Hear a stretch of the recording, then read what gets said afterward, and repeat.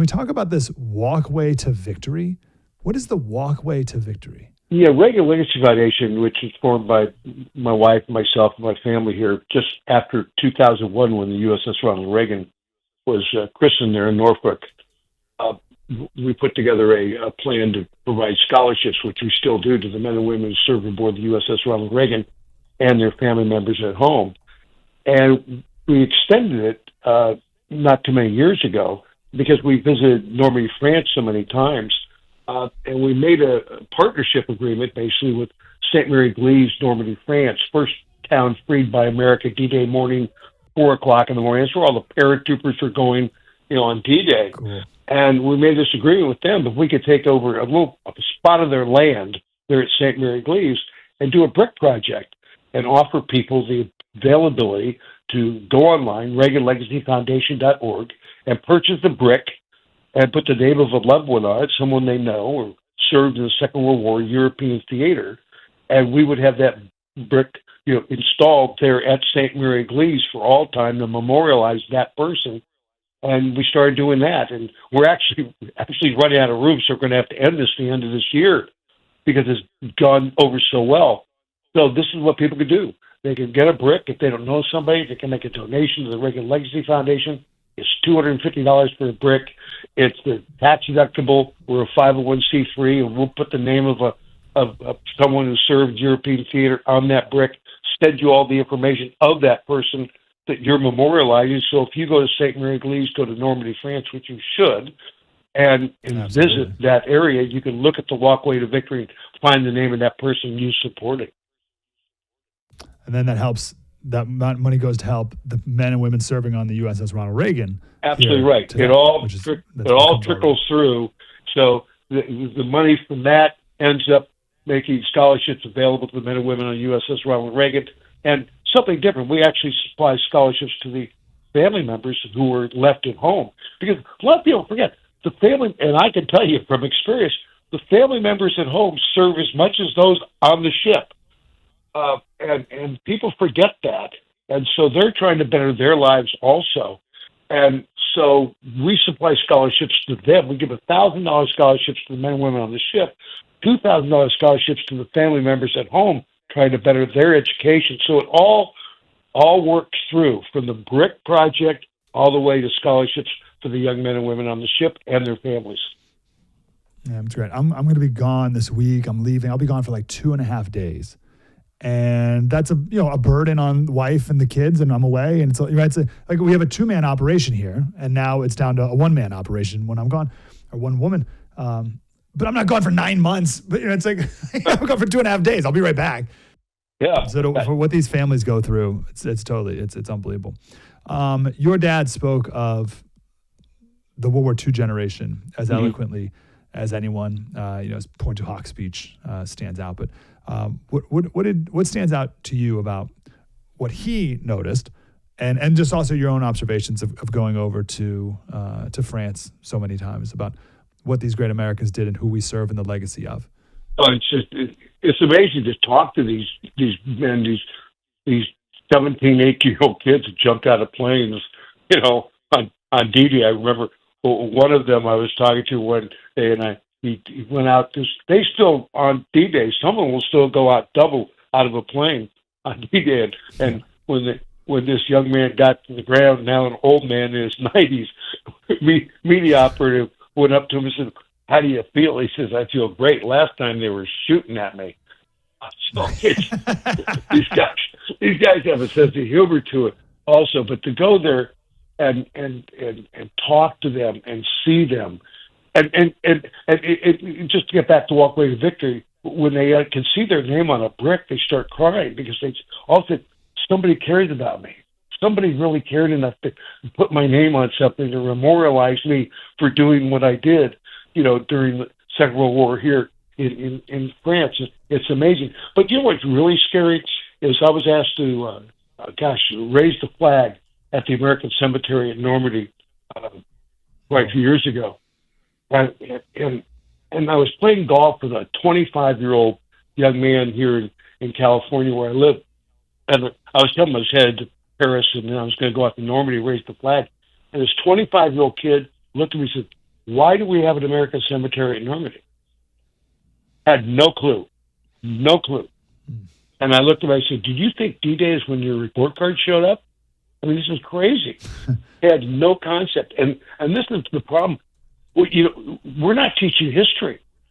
My dad, I learned about Normandy. I learned about the history of America sitting in the right front seat of my father's station wagon any given Saturday morning where he picked me up from home, take me out to the ranch and regale me with songs of the Army, the Navy, the Marine Corps, the Coast Guard, and tell me stories and what have you.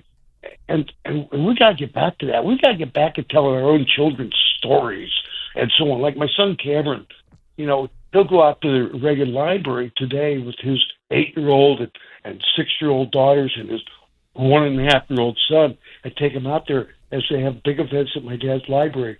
A couple of years ago, he took them to an American cemetery in Westwood to show them the grave sites and the crosses and explain. This is what we need to do. We can't expect other people to teach history to our children. We've got to teach the history to our children and be proud of it.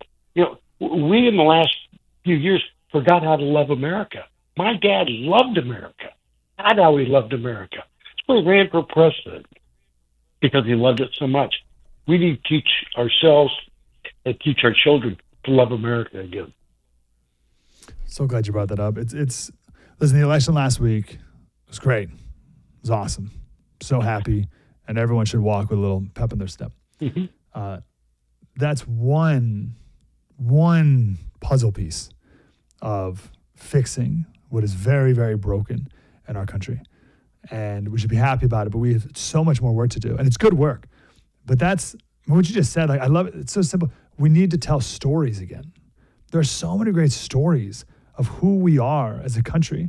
And I think we stopped telling them. And then the left came in like a bunch of terrorists and told really bad stories and incorrect stories and wicked stories, telling a very different tale of who we are. And we've let them get away with it for so long. We need to get back to telling true stories. We had a guy call in, Michael, earlier today.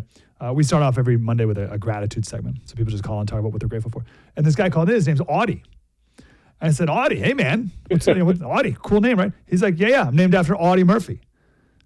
So he grew up knowing everything about Audie Murphy. His mom literally named him after Audie Murphy. And how many people today know Audie? When you say Audie, you should think of Audie, right? And we just don't tell the story. And just one last thing, and I'll let you go. I'll let you not hang up the phone, but keep talking. I read a book just this weekend with the kids. I have a bunch of little ones. And we read a book about Abraham Lincoln, a kid's book about Abraham Lincoln. They have not stopped talking about the fact that Abraham Lincoln slept on a bed made of corn husks. Right? Oh, yeah. And that's just a little, he's 6 and 4, the two kids I read him to. But that's part of it. That's part of the story. And then we'll build from there. We'll become more age appropriate as they get a little older. But that's who we are. That's who we came from. These amazing stories of the pioneers and the pilgrims and all this stuff. And we've forgotten all of this stuff. It's such a shame. It really is. What's really interesting is when they find out, you mean these presidents were poor? They weren't born rich. Yeah. They were poor. They had to work. They had to do all these things. Yeah, that's what they had to do. It's like my dad used to tell me. He says, when he was growing up, we didn't know we were poor till the government told us we were poor. And it's so true. I tell you, so when I go out and speak and what have you, I talk about my dad. I say, if you were listening to my father, he spoke to us in parables. He told us stories and what have you. And I was saying to some of those who were running for president this year after the debate at the library, they were asking me, I said, something? I said, you got to quit talking at us. You got to tell me stories. You got to tell me things I can remember. If you listen to my father's speeches, the reason you remember them is because he told you stories, and you remember the stories. You'll cry in the same spot. You'll laugh in the same spot. If you listen to them today, that's exactly what you'll do, and you'll remember them. But if you're just talking at me, not with me, I don't remember anything. I just go on to the next meeting. No. And so it's so much about telling stories. And what is great about the Reagan movie that's out, and the fact that my kids have heard the stories, Cameron and Ashley and so on, but to be able to go to the movie and actually see it play out on the silver screen was really terrific for the kids. We went and saw it August 20th. And so it's just it's being involved and telling stories. And no child is too young not to start hearing the stories. I was 8 when I started hearing the stories. My grandchildren were, 4 and 6 when they started hearing the stories from their dad, my son Cameron. And so, I've taken my kids to Normandy, France. If you go to Paris, go up north, go up to Normandy, and go to Pointe du Hoc, and go to those cliffs. Yeah, you gotta. And see it. You gotta. Because if when you see it, you'll sit there. That speech my father gave at Normandy, Pointe du Hoc speech will really hit you in the face. You'll go, "You got to be kidding me! Yeah. They did what?" and you might be there on a nice day, but they're there on a terrible day. So that's why we do the Brick Project with St. Mary Cleves, Normandy, France. And again, Reagan Legacy Foundation.org. Brick, boom, tax deductible. And as I say, it's going to run out December 31st because we'll basically run out of space up there. But the scholarship program, keeps going, and we'll find another project to fill in where the bricks were. Yeah. But again, it's been a great project, and to see and these men that flew out of planes at 17 years old to save the world is amazing.